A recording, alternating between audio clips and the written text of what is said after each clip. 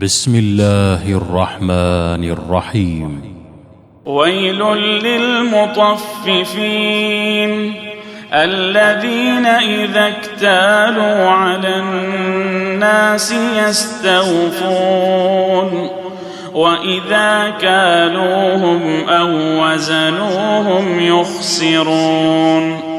ألا يظن أولئك أنهم مبعوثون ليوم عظيم يوم يقوم الناس لرب العالمين كلا إن كتاب الفجار لفي سجين وما أدراك ما سجين كتاب مرقوم ويل يومئذ للمكذبين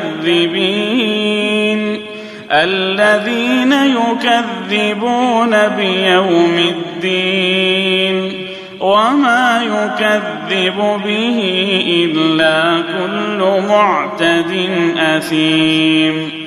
إذا تتلى عليه آياتنا قال أساطير الأولين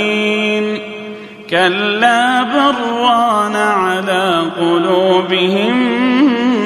ما كانوا يكسبون كلا إنهم عن ربهم يومئذ لمحجوبون ثم إنهم لصالو الجحيم ثم يقال هذا الذي كنتم به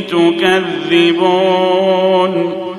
كلا إن كتاب الأبرار لفي عليين وما أدراك ما عليون كتاب مرقوم يشهده المقربون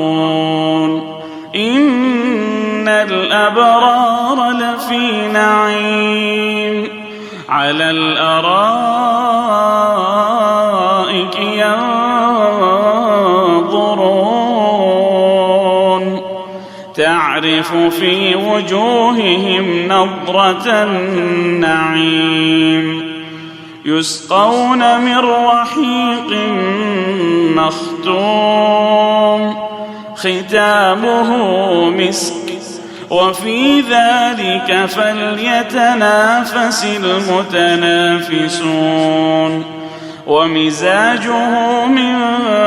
تسنيم عينا يشرب بها المقربون إن الذين أجرموا كانوا من الذين آمنوا يضحكون وإذا مروا بهم يتغامزون وإذا انقلبوا إلى أهلهم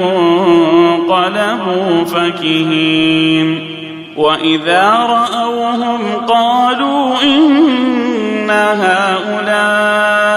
لضالون وما أرسلوا عليهم حافظين فاليوم الذين آمنوا من الكفار يضحكون على الأرائك ينظرون هل ثوب الكفار ما كانوا يفعلون